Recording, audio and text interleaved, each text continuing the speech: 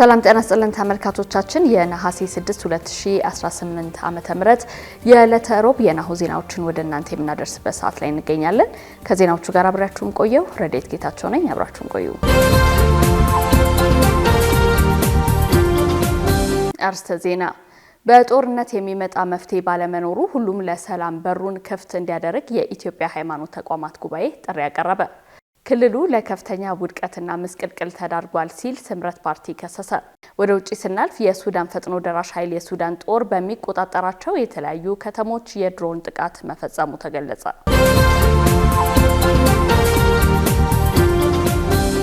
ወደ ቀዳሚ ዜናችን እንለፍ። በጦርነት የሚመጣ መፍትሄ ባለመኖሩ ሁሉም ለሰላም በሩን ክፍት እንዲያደርግ ጥሪ ቀረበ።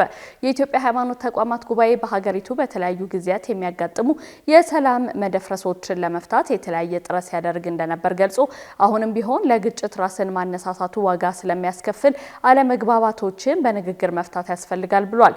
የጉባኤው ምክትል ጠቅላይ ጸሐፊ አቶ መስዑድ አደም ባለፈው የሰሜኑ ጦርነት የኢትዮጵያ ሃይማኖት ተቋማት ጉባኤ ጦርነቱን ማስቀረት ባይቻለው እንኳን ሁሉም ከጦር መሳሪያ ይልቅ ንግግርን እንዲያስቀድምና ልዩነቶቻቸውን በፖለቲካ ድርድር እንዲፈቱ ለማድረግ የራሱን ጥረት ማድረጉ አስታውሷል። አሁንም ቢሆን ጉባኤው ጦርነት መፍትሄ ሊሆን እንደማይችል በመግለጽ ሁሉም ሰላምን እንዲያስቀድሙ ጠይቋል። ይሁን እንጂ ጉባኤው ልክ እንደ ባለፉት ጊዜያት ግጭቶች እንዳይከሰቱ ምን አይነት ጥረት እያደረገ ይገኛል ለተባለው ጥያቄ አሁን ላይ ይህ ነው የሚባል ጥረት እያደረገ እንደማይገኝ በመግለጽ በቀጣይ ውይይት በማድረግ ይፋ እንደሚያደርጉ አስታውቋል። የኢትዮጵያ ሃይማኖት ተቋማት ጉባኤ አሁንም ወደ ግጭት ከመግባቱ በፊት ሁሉም ባለድርሻ አካላት ሰላምን እንዲያስቀድሙ ጥሪ አቅርበዋል። የኢትዮጵያ መንገዶች አስተዳደር በተጠናቀቀው በጀት ዓመት ለመንገድ ፕሮጀክቶች ግንባታና ጥገና 108 ቢሊዮን ብር ማውጣቱን አስታወቀ። በተጠናቀቀው የ2018 በጀት ዓመት 24 ግዙፍ ፕሮጀክቶችን ጨምሮ የተለያዩ የመንገድ ግንባታ ጥገና ለማከናወን 108 ቢሊዮን ብር ማውጣቱን የኢትዮጵያ መንገዶች አስተዳደር አስታውቋል። አስተዳደሩ 105 ኪሎ ሜትር ከባድ የኮንክሪት መንገዶችን፣ 12.7 ኪሎ ሜትር የፌዴራል ዋና መንገዶችንና 580 ኪሎ ሜትር አዳዲስና የፍጥነት መንገዶችን ጠግኗል። እንዲሁም 238 ኪሎ ሜትር የመንገድ ደረጃዎችን ማሻሻሉ ተገልጿል። የኢትዮጵያ መንገዶች አስተዳደር የኮሚኒኬሽን ቡድን መሪ ዶክተር አስራት አሳሌ ከተሰሩ ግዙፍ ፕሮጀክቶች መካከል ከሞጆ እስከ ሐዋሳ፣ ከባቱ እስከ አርሲ ነገሌ፣ ከአምቦ ወደ ወሊሶና ከአንኮበር አካባቢ የሚገኙ መንገዶች ይገኙበታል ብሏል። በመካከለኛው ምስራቅ ጦርነት ምክንያት ለተሽከርካሪዎችና ለማሽኖች በቂ የነዳጅ አቅርቦት ባለመገኘትና የነዳጅ ዋጋ መናር ለመንገዶች በምክንያትነት እንደሚጠቀስ ዶክተሩ ተናግረዋል። አሽከርካሪዎች ከተፈቀደላቸው የጭነት ልክ በላይ በመጫን በዋና የአስፋልት መንገዶች ላይ ማሽከርከራቸው ለችግሩ መባባስ ምክንያት መሆኑ የኮሚኒኬሽን ቡድን መሪው አክሏል። የተጠቀሱትን ትልልቅ ፕሮጀክቶችን ሰርቶ ለማጠናቀቅ ቢያንስ 4 ዓመት እንደሚፈጅ የገለጹት ዶክተር አስራት ይህንን ከግምት ውስጥ በማስገባት ቀሪ ፕሮጀክቶችን በታለመላቸው ጊዜ ለማጠናቀቅ በትኩረት እንደሚሰራ ተናግረዋል። ክልሉ ለከፍተኛ ውድቀትና ምስቅልቅል ተዳርጓል ሲል ስምረት ፓርቲ ከሰሰ። የዴሞክራሲያዊ ስምረት ትግራይ የትግራይ ክልልን ወቅታዊ ሁኔታ በተመለከተ መግለጫ አውጥቷል። የፓርቲው መግለጫ ዋና ነጥቦች እንዳመላከቱት በፕሪቶሪያው ስምምነት የተዋቀረው ጊዜያዊ አስተዳደር በኃይል መገልበጡ ክልሉ ለከፍተኛ ውድቀትና ምስቅልቅል ዳርጎታል። ህወሓትን ቡድኑ ሲል የገለጸው ፓርቲው ለጦርነት ማስፈጸሚያ የሚሆን ገንዘብ ለማሰባሰብ የማዕድን ሀብቶችን ከመዝረፉም በላይ ታሪካዊ ቅርሶችንና የመንግስት ህንፃዎችን ህገወጥ ጨረታ እየሸጠ ነው ሲል ከሷል። በተጨማሪም ወጣቶች በኃይል እየተገደዱ ወደ ጦርነት መወሰዳቸው እንዲቆም ተጠይቋል። የታጠቁ ወጣቶችም ህይወታቸውን እንዲታደጉ ጥሪ ቀርቧል። ፓርቲው ከሌሎች ስብስብ አካላት ጋር የሰላምና የለውጥ ምክር ቤት በማቋቋም አፋኙን ስርዓት በሰላማዊ መንገድ ለመቀየር እየታገለ ይገኛል ብሏል መግለጫው። ህዝቡ አጥፊዎችን ለህግ ለማቅረብ መረጃዎችን እንዲያግዝ የፌዴራል መንግስትና የዓለም አቀፍ ማህበረሰብ የክልሉን ሰላም ለማስከበር ድጋፍ እንዲያደርጉ ጥሪ አስተላልፈዋል። በ2019 በጀት ዓመት 13.4 ቢሊዮን ዶላር ለማግኘት ታቅዶ እየተሰራ መሆኑ ተገለጸ። ኢትዮጵያ በተጠናቀቀው የ2018 በጀት ዓመት ከወጪ ንግድ ከ11.2 ቢሊዮን የአሜሪካ ዶላር በላይ ገቢ ማግኘት መቻሏን የንግድና ቀጠናዊ ትስስር ሚኒስቴር አስታውቋል። ይህም ከአጠቃላይ እቅዱ የ119 በመቶ በላይ አፈጻጸም የተመዘገበበት መሆኑ ተገልጿል። የንግድና ቀጠናዊ ትስስር ሚኒስትሩ ዶክተር ካሳሁን ጎፌ ከወጪ ምርት ላኪዎች ጋር ባካሄዱት የምክክር መድረክ እንደገለጹት የተመዘገበው ከፍተኛ ውጤት ሀገራዊ የማክሮ ኢኮኖሚ መረጋጋትን ለማምጣት ትልቅ አስተዋጽኦ አበርክቷል። በቀጣዩ የ2019 በጀት ዓመት ደግሞ የሀገሪቱን የውጭ ምንዛሬ ገቢ ይበልጥ ለማሳደግ 13.4 ቢሊዮን ዶላር ለማግኘት ታቅዶ ወደ ስራ መገባቱን ሚኒስቴር መስሪያ ቤቱ በማህበራዊ ትስስር ገጹ ባጋራው መረጃ አሳውቋል። ይህንን እቅድ ለማሳካት በስራ ሂደት የሚያጋጥሙ ተግዳሮቶችን በጋራ ለመፍታትና ላኪዎችን በቁርጠኝነት ለመደገፍ ከስምምነት መደረሱን ተገልጿል። በተለይም ምርቶች ላይ እሴት በመጨመር ተወዳዳሪ መሆን፣ አዳዲስ የዓለም አቀፍ ገቢዎችን መፈለግና አሰራሩን በዲጂታል ቴክኖሎጂ መደገፍ የ2019 በጀት ዓመት ዋና ዋና የትኩረት አቅጣጫዎች መሆናቸው ተመላክተዋል።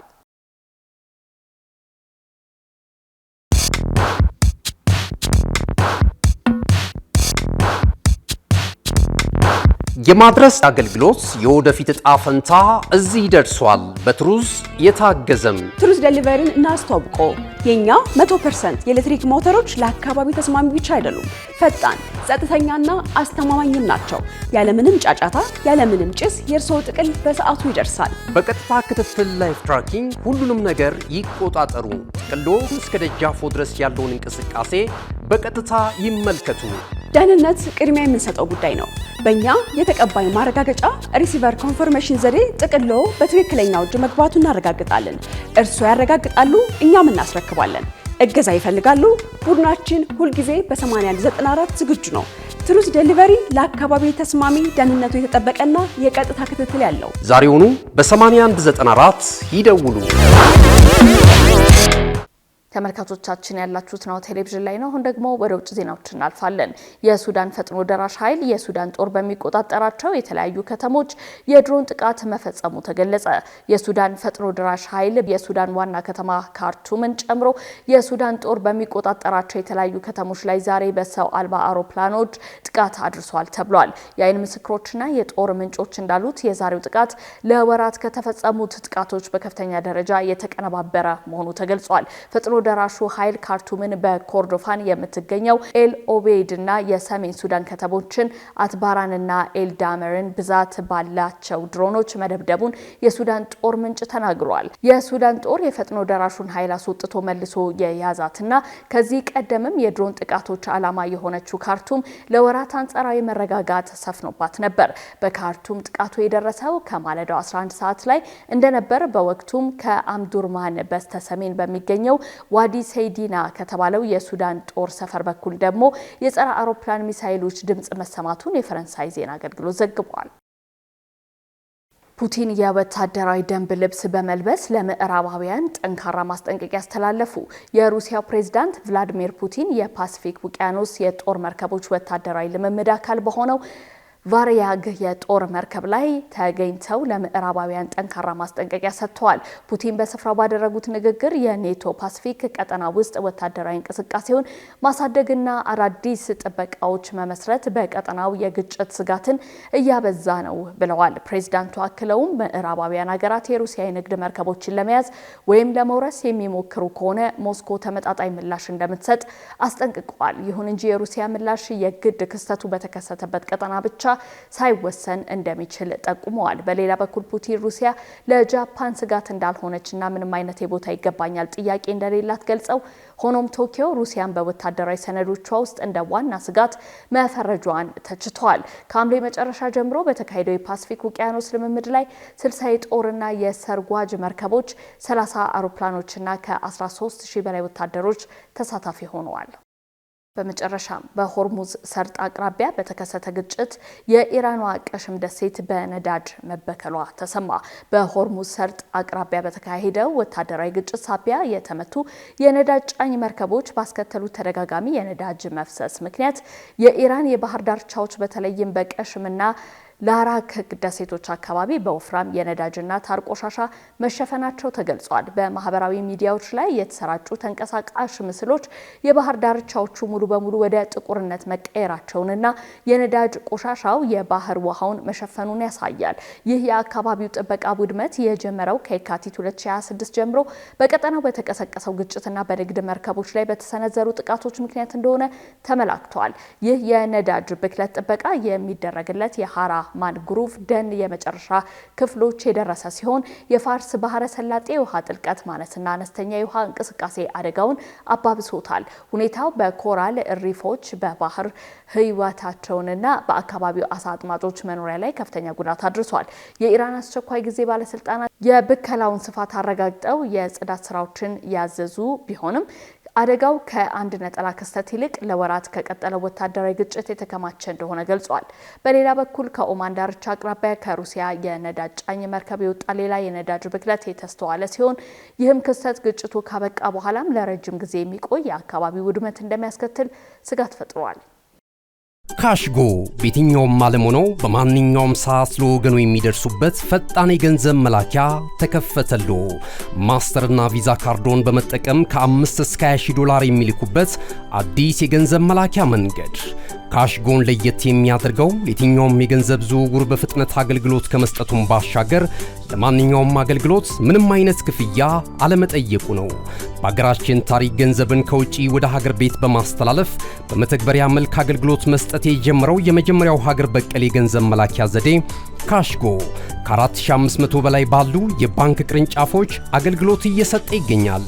ገንዘቦን በሰኮንዶች ልዩነት ውስጥ ይፈልጉ በአካውንቶ ወይንም በእጆ ቆጥረው የሚወስዱበት ልዩ ዘዴ። በቅርቡ ሁሉንም ኢትዮጵያዊ ባለቤት ለማድረግ ጉዞ የጀመረው ካሽጎ ዛሬውኑ መተግበሪያውን በስልኮ ላይ በመጫን የአገልግሎቱ ተጠቃሚ ሆኑ። ፍጥነት መለያችን፣ ኢትዮጵያን መክፈቻችን፣ ካሽጎ ነው መላኪያችን። ካሽጎ የአዲሱ ትውልድ ብራንድ። ተመልካቾቻችን ዜናዎቻችን እነዚህን ይመስላሉ። ከዜናዎቹ ጋር አብራችሁ የቆየሁት ረዴት ጌታቸው ነኝ። ጤና ይስጥልኝ።